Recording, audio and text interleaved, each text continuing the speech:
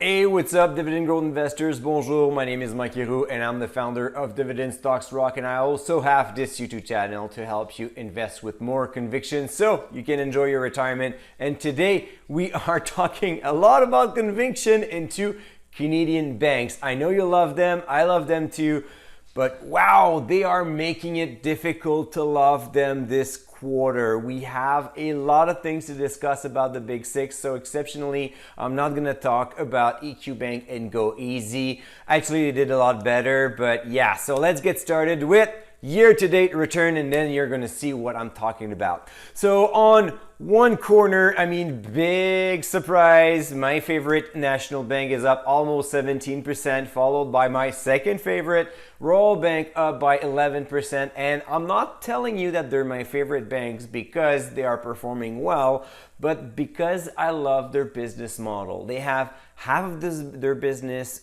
that is focused on banking activities, so savings and loans, mortgages, commercial loans, stuff like that. And the other half goes about wealth management, insurance, like National Bank is expanding in an international market with ABA Bank and also in the US with Credigy. Royal Bank is going with insurance, capital market as well, wealth management altogether. So 50-50, that's the business model. I love their dividend triangle, so revenue, earnings, and dividend is growing all the time, and this is why I like them. It's not because I just love them for fun. On the other side, we do have two companies that got beaten up since the beginning of the year. BMO just on earnings day lost 8%. And yeah, that's why I'm wearing my CF Montreal shirt, because it's sponsored by BMO. And for the fun story, before CF Montreal came into the MLS, National Bank was the bank that was the sponsor on the shirt when they were playing on the other league. Unfortunately, they didn't follow up with a better sponsor, and now they have moved to BMO. So yeah, I do wear that BMO shirt proudly, but unfortunately I wish it was a National Bank. TD Bank as well, down 10% since the beginning of the year, so definitely underperforming the rest of the market, other peers at the big six. So what is going on? Let's take a deep dive, because we do have other bad news about other banks as well. So let's talk about the dividend growth this quarter, which brought two bad news. And seriously, we're gonna go a little bit more about Scotiabank later on today in this video, but really not impressed here with CIBC and Scotiabank that usually increase its dividend on Q2, similar to BMO, National Bank, and Royal Bank, but they skipped it.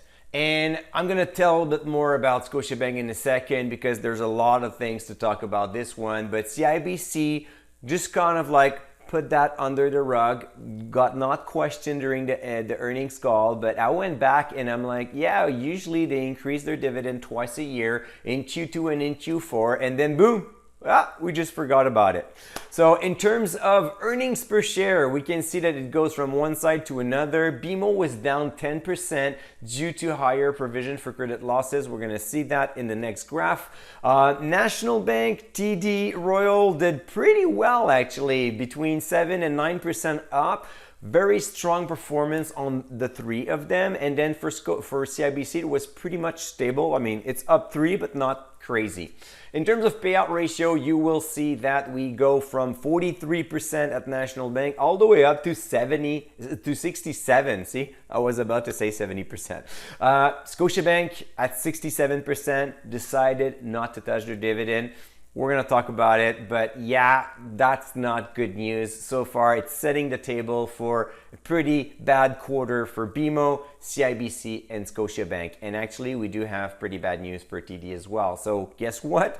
There's a lot of bad news this quarter. So when we look at the results per segment, what strikes me here is BMO's US portion is down 27%. Obviously, due to higher provision for credit losses. It seems that everybody that makes business on the US side is struggling. TD as well. AML stands for anti-money laundering. I do have more to talk about it later on today. We're going to move quickly, but first I just want to talk about the results. So for BMO, what really hurt was the provision for credit losses. We have a graph for you at the end of this video talking about this one. For Scotiabank, for National Bank, actually, everything did pretty well. Canadian personal and commercial loans were good. So, of course, higher revenue, partially offset by PCLs. That is pretty much the narrative for most banks, but at least in the US with Credigy and also in international market with ABA Bank, it was a success. So up 27%. So PCLs is not really hurting their results. And then we have wealth management up 15% and capital market up 20%. So definitely a very solid quarter. During the earnings call, National Bank was asked if they intend to sell ABA Bank. They said it's not on the table. We continue to make a lot of money out of that. So again, good news for everybody. Might as well, personally, I may have considered selling ABA Bank at one point because they made a lot of money. The asset is worth a lot more, so maybe it's time to recycle that asset. But I mean, I'm not the CEO of National Bank, so I can complain. They're doing a good job, so that's all right. For Royal Bank, we got pretty solid performance across all segments, but mostly in capital market, up 31%. Mostly because there was a lot of mergers and acquisition activities. So as we may think, the economy is slowing down, we're not too sure what's going to happen with interest rates, we're not too sure about what's going to happen with inflation. Well, there's a lot of mergers and acquisition that is happening anyway, so it's a good time to be in banks. Royal Bank is doing very well. For CIBC, pretty okay quarter altogether. The US side was up 73%, but that was because they took huge PCLs last year. So it's kind of like just an adjustment here. Overall was pretty flat across the board. And then for Scotiabank, I mean, down 4% for personal and commercial. The international markets were up 5.5%, but mostly was driven by favorable currency translation. So in currency neutral, if that was not a thing, they would be down 2%. So again, not impressed by Scotiabank. I've not been impressed for the past, like 10 years now, but you can see that the story keeps on going. The numbers are not there, they're still lagging, and even though this times they pull out like growth from their international segment, it was really just currency fluctuation. And the thing is, on one quarter it's going to be good, on the other one is going to be bad. You cannot count on that for the long run. Now let's move on to the three major stories of this quarter. It's pretty rare that we have that much to talk about, but that's why I'm skipping EQ Bank and GoEasy this time. So let's start with TD. TD has been greatly underperforming all the other banks, greatly underperforming the market, and it's all about an anti-money laundering investigation. So they got caught up in a story of money laundering by a fentanyl cartel, and they have reported a provision for that investigation of $615 million. That's a lot of money.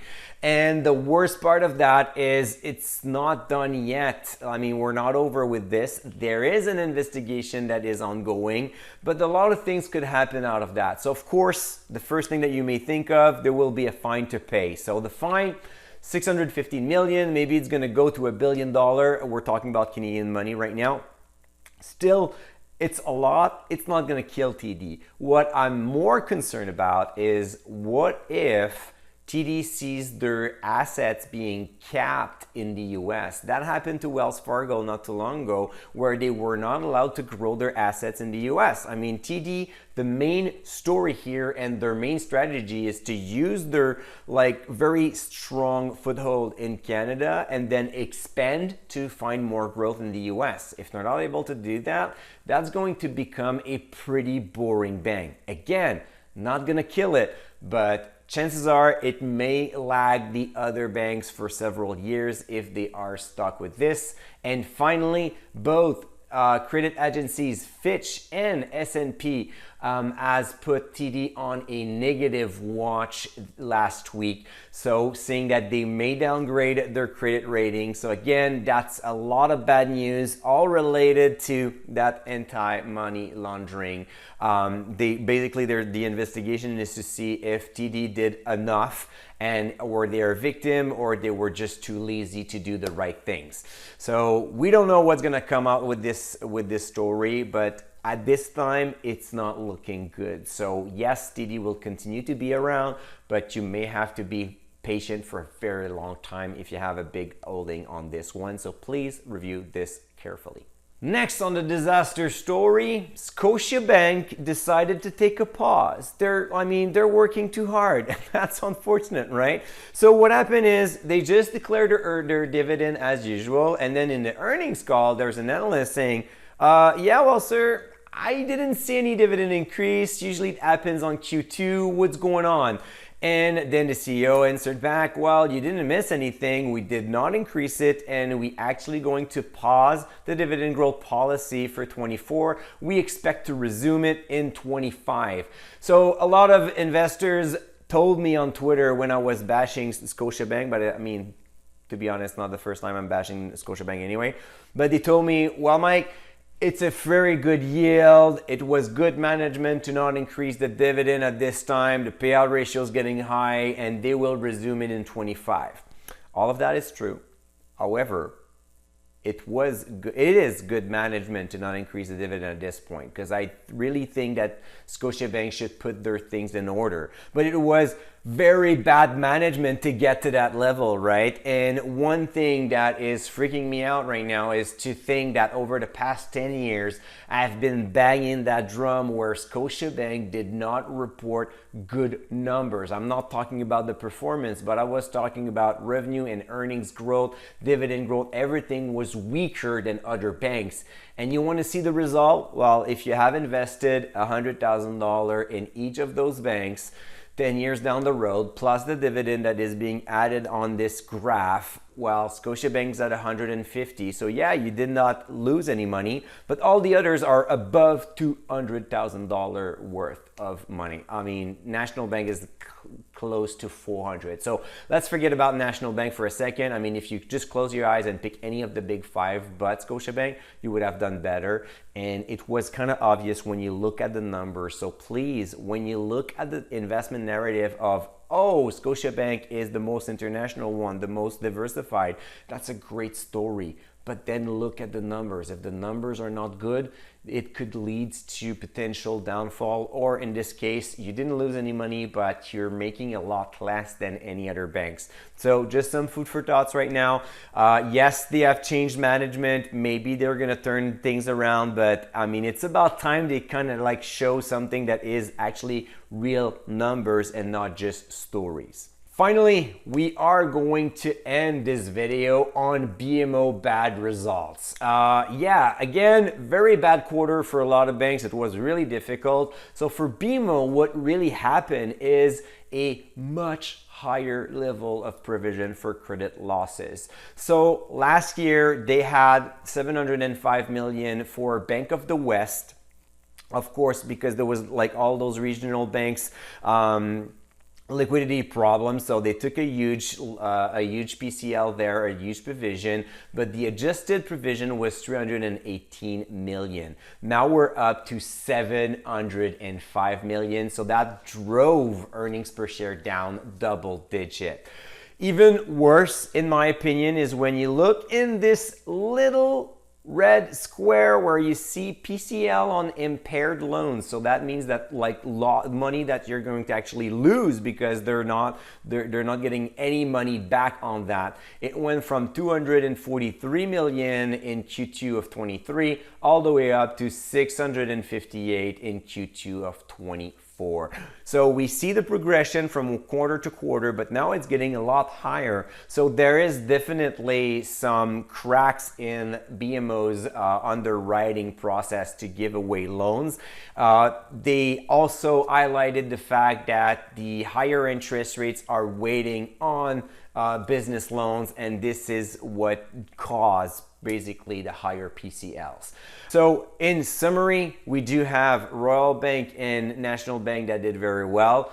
TD was doing well until they got very bad news. Then CIBC, BMO, and Scotiabank not doing that great. So once again, you'll have to be patient if you have a lot of financials in your portfolio, but that's also a highlight that is important to be diversified. If you have like 35% of your portfolio in Canadian banks, you're suffering a lot more than any other investors. That's unfortunate, but that's the price to pay for having a concentration. When banks are doing well, you're gonna smile. Right now, it's a little bit tougher. So maybe it's time for you to review your strategy as well. All right, guys, I hope that you have enjoyed this video. Give me a thumbs up. Let me know which banks you prefer in the comments, and also which one do you dislike. So for me, it's pretty much obvious.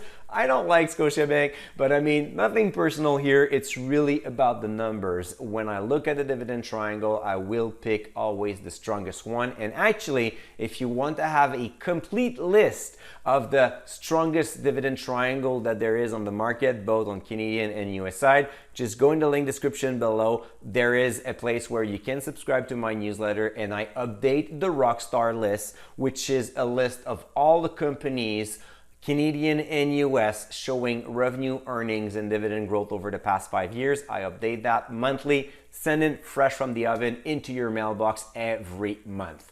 All right, guys, take good care, and until the next video, don't forget to stay invested.